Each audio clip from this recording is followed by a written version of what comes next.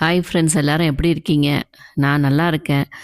நடுவுல எங்க அப்பாவுக்கு கொஞ்சம் உடம்பு சரியில்ல. அதனால என்னால சுத்தமா ஆன்லைன் வரவே முடியல. ஸோ கிடைச்ச கேப்ல உங்களுக்கு அடுத்த கதையோட வந்துட்டேன். இதயத்தின் வாசல் அத்தியாயம் 1. காலை வேளை அந்த சிறிய ஹோட்டல் முன்பு கூட்டம் நிரம்பி வழிந்தது. பரிமாறுபவர்களுக்கு நடையாய் நடந்து கால்வலி கண்டு போனது. ஆங்காங்கே 2 இட்லி, பொங்கல், வடை, 2 பார்சல் என்கிற சப்தம் எழுந்து கொண்டே இருந்தது. கல்லாவில் இருந்த முதலாளிக்கு காசை வாங்கி போட்டு மாளவில்லை. வேலைக்கு செல்லும் ஆண்களும் பெண்களும் அங்கு வந்து காலை உணவை முடித்து கொண்டு செல்வதுதான் அந்த பகுதியில் வழக்கம். வயிற்றிற்கும் உடலுக்கும் கேடு விளைவிக்காத வகையில் சுகாதாரமான முறையில் உணவை வழங்கி கொண்டிருந்தார் அக்கடையின் முதலாளி சங்கர். அதே நேரம் சமையலறையில் அவ்வளவு சப்தத்திற்கும் நடுவில் ஒரு ஓரமாக படுத்து உறங்கிக் கொண்டிருந்தான் நம் நாயகன் இதயவர்மன். அந்த கடையின் பரோட்டா மாஸ்டர். அவனுக்கு இரவில்தான் வேலை. அதனால் பெரும்பாலும் பகலில் இப்படி உறங்கியே கழிப்பான். உறக்கமில்லாத நேரங்களில் அவனது இருப்பிடம் தெருமுனையில் உள்ள ஆலமரத்தடிதான். அங்கு அமர்ந்து கொண்டு சில பல பஞ்சாயத்துக்களை முடித்து வைப்பான். அழுக்கு வேட்டியும் கையில்லாத அழுக்கு பனியனுடன் உறங்கிக் கொண்டிருக்கும் அவன் முகத்தில் வலியின் சாயல். விழித்திருக்கும் நேரத்தில் எந்த இடத்திலும் அந்த வேதனையை முகத்தில் கொண்டு வந்து விட மாட்டான். பார்ப்பவருக்கு உற்சாகத்தை கொண்டு வரும் வகையில் நடந்து கொள்வான். டேய் இதயா, எழுந்துரு, ஒரு பஞ்சாயத்து வந்திருக்கு என்றபடி வந்து நின்றான் கொடுக்குமணி. அந்த நேரம் அங்கு வந்த சங்கர் அவன் தலையில் தட்டி, எதுக்குடா அவனை எழுப்புற? அவன் நிம்மதியா இருக்கிறதே தூங்கும்போதுதான், அதையும் கெடுக்க வந்துட்டியா? மரியாதை ஓடிடு என்று விரட்டினார்.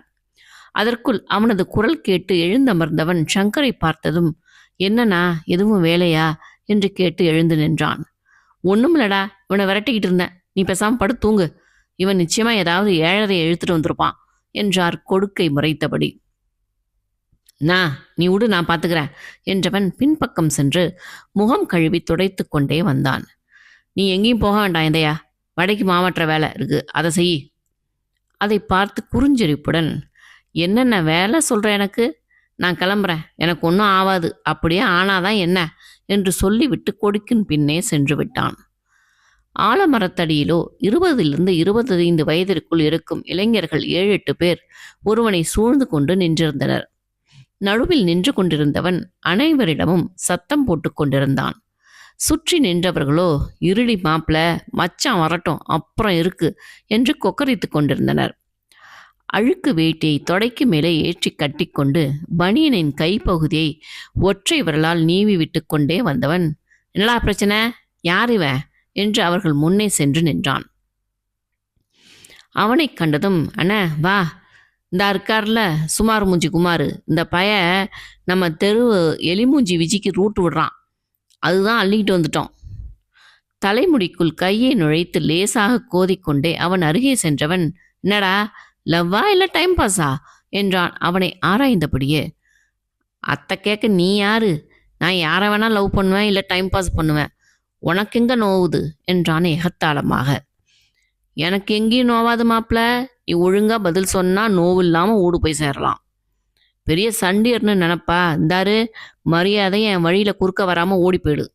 எங்க அப்பா இந்த ஏரியா கவுன்சிலர், அதை ஞாபகம் வச்சுக்கோ. அவ்வளவுதான். அதுவரை அசால்ட்டாக நின்று கொண்டிருந்தவர்கள் ஒருவரை ஒருவர் பார்த்து கொள்ள, அதை கண்ட அந்த பையனும், நான் யாருன்னு நினைச்சிங்க, உங்களை மாதிரி சொம்ப பயலுங்கண்ணா என்று சொல்லி முடிக்கவும், டேய் அவனை அப்படியே தூக்குங்கடா, நம்ம கோவிலுக்கு கொண்டு வாங்கடா என்று சொல்லிவிட்டு விறுவிறு என்று நடக்க ஆரம்பித்தான்.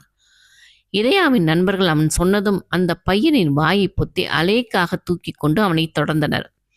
ஊரின் எல்லையில் பாழடைந்த கோவில் ஒன்று இருக்க அதில் கொண்டு போய் அவனை போட்டனர். கீழே விழுந்ததும் துள்ளி எழுந்து நின்றவன், என்னங்கடா, என்கிட்ட விளையாடாதீங்க, எங்க அப்பாவுக்கு தெரிஞ்சது தொலைச்சிருவார் என்று எகிறினான். அப்பொழுது பலார் என்று அவன் கன்னத்தில் அறை விழ, என்ன மிரட்டுறியா? கவுன்சிலர் மகன்னா பெரிய இவனா நீ? அந்த பொண்ணு தான் உனக்கு கண்டு ஓடுதில்ல, பின்ன எதுக்கு அவளை துரத்துற? அத்தை கேட்க நீ யாருடா? அவனது வாயிலேயே போட்டவன், இனி அந்த பொண்ணு பக்கம் திரும்பின வெட்டி போட்டுடுவேன்.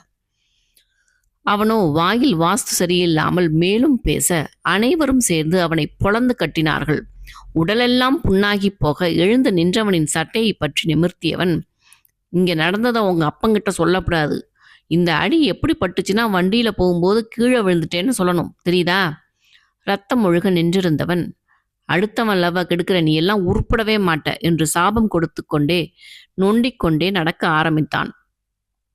போடா போ என்றபடி தலையை அழுந்த கோதிக்கொண்டு நடக்க ஆரம்பித்தான்.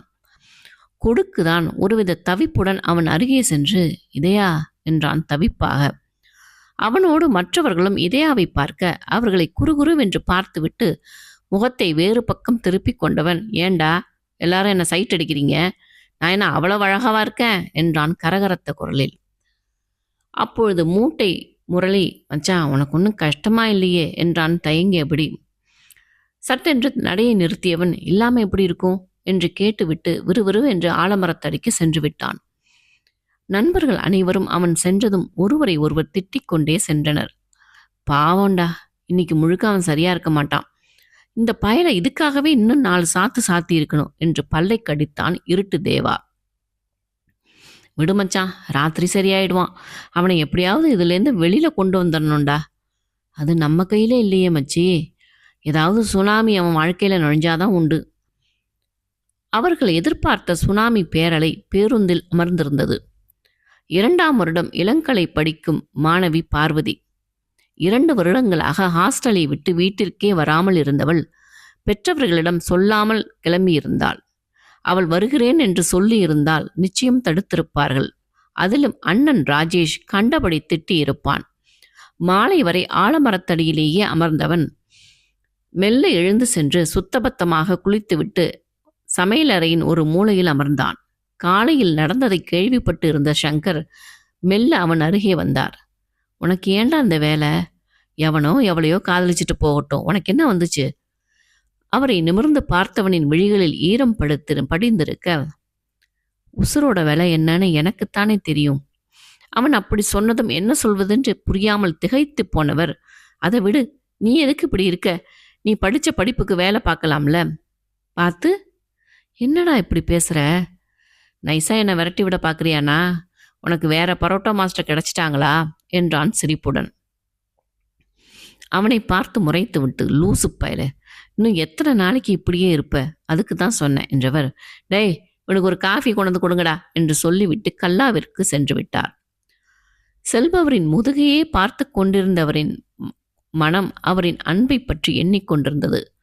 அவர் மட்டும் இல்லாமல் போயிருந்தால் தான் என்னவாகி இருப்போம் என்று யோசித்தவன் தலையை உலுக்கிக் கொண்டு நிதர்சனத்திற்கு மீண்டான். அதே நேரம் அவர்களின் ஹோட்டலின் எதிர்வரிசையில் இருந்த ஒரு வீட்டின் வாசல் கதவை தட்டி கொண்டு நின்றாள் பார்வதி. அவளது அன்னைதான் கதவை திறந்தார். அங்கே அவளை கண்டதும் அதிர்ந்து போய் பட்டென்று அவளது கையை பற்றி இழுத்து உள்ளே விட்டுவிட்டு கதவை அடித்துச் சாத்தினார். பெட்டியை கீழே போட்டவள் முறைப்புடன், என்னம்மா இது என்றாள் கடுப்புடன். உன்னை யாரடி இங்க வர சொன்னா? மா, நான் வந்து 2 வருஷமாச்சு. என்ன இப்படி கேட்குற? அண்ணன் கிட்ட அப்பா கிட்ட யார்கிட்டயாவது சொன்னியா நீ என்றார் பதட்டத்துடன். மா, ஏன் இப்படி டென்ஷன் ஆகுற? நான் இங்க வர்றதுல என்ன பிரச்சனை? அவளது தலையில் ஒரு இடி இடித்து கோட்டிச்சிருக்கி, என் வயத்துல புளிய கரைச்சிட்டேடி என்று சொல்லியபடி போனை எடுத்துக்கொண்டு கணவரிடம் சொல்லச் சென்றார். அன்னையை புரியாமல் பார்த்து கொண்டே தனது அறைக்கு பெட்டிகளை எடுத்துக்கொண்டு சென்றாள். அங்கே அந்த அறையின் கதவு பெரிய பூட்டாக போட்டு பூட்டப்பட்டிருந்தது. கையால் பூட்டை இழுத்து பார்த்தவள், இதையும் பூட்டி வச்சிருக்கீங்க என்று சுற்றுமுற்றும் பார்த்தாள். அதே நேரம் அவளின் அன்னை கணவரிடம் போனில் பேசிக் கொண்டிருந்தார். ஏங்க பாரு வந்திருக்காங்க என்றார் பதட்டமாக. அந்த பக்கம் இருந்த கஜேந்திரனோ, என்ன சொல்ற என்றார் கோபமாக. ஆமாங்க, சொல்லாம கொள்ளாம வந்து இறங்கியிருக்கா. ஒரு நிமிடம் நெற்றியை தேய்த்தவர், சரி நீ வை, நானும் ராஜேஷும் வரோம். அவர் போனை வைத்ததும் மகளை தேடி வந்தவர் மகள் பூட்டிய அறைக்கதவின் முன்பு நிற்பதை பார்த்துவிட்டு, இங்க என்னடி பண்ற என்றார் எரிச்சலாக. இதை ஏமா பூட்டி வச்சிருக்கீங்க? சீக்கிரம் சாவியை எடுத்துட்டு வாங்க, நான் ட்ரெஸ்ஸை மாத்தணும் என்றாள் அலுப்பாக. அவளை முறைத்து விட்டு, உன் பொட்டியை என் ரூம்ல வை, இந்த ரூம் சாவியை எங்கேயோ வச்சிட்டேன் என்றார். அன்னையை ஒரு மாதிரி பார்த்தவள், என்னம்மா பிரச்சனை? இங்கே ஏதோ சரியில்லைன்னு எனக்கு தோணுது. மகளின் பேச்சில் சுதாரித்து கொண்டவர், பெட்டியை எடுத்துட்டு வா பாரு, உனக்கு சூடா சாப்பிட ஏதாவது செஞ்சு தரேன். என்று சொல்லி சமையலறைக்குள் நுழைந்து கொண்டார். யோசனை மனதை சூழ ஒரு கையில் பெட்டியை எடுத்துக்கொண்டு அன்னையின் அறைக்குள் சென்றாள். குளித்து முடித்து வேறு ஆடையை மாற்றிக்கொண்டு வந்தவள் சமையலறைக்குள் சென்றாள். அங்கே மங்களம் மகளுக்காக தோசை ஊற்றி சட்டனி அரைத்து வைத்திருந்தார். அன்னை கொடுத்த தோசையை சாப்பிட்டு கொண்டே அவரிடம் பேச்சு கொடுத்தாள்.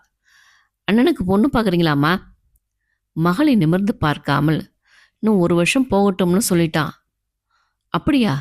நான் காலேஜுக்கு போகிறதுக்கு முன்னாடி எனக்கு கல்யாணம் பண்ணி வைங்கன்னு குதிச்சுக்கிட்டு இருந்தான். இப்போ என்ன திடீர் ஞானோதயம் என்றாள் கிண்டலாக. அந்நேரம் வாசல் கதவு படபடவென்று தட்டப்பட தோசையை கல்லில் விட்டுவிட்டு வேகமாக ஓடிச் சென்று கதவை திறந்தார் மங்களம். ராஜேஷ் கோபத்தோடு முன்னே வர கஜேந்திரன் இறுகிய முகத்தோடு அவனை பின்தொடர்ந்தார். அவளை பார்த்ததும், எங்ககிட்ட சொல்லாம எதுக்கு வந்த என்று சத்தம் போட ஆரம்பித்தான் ராஜேஷ்.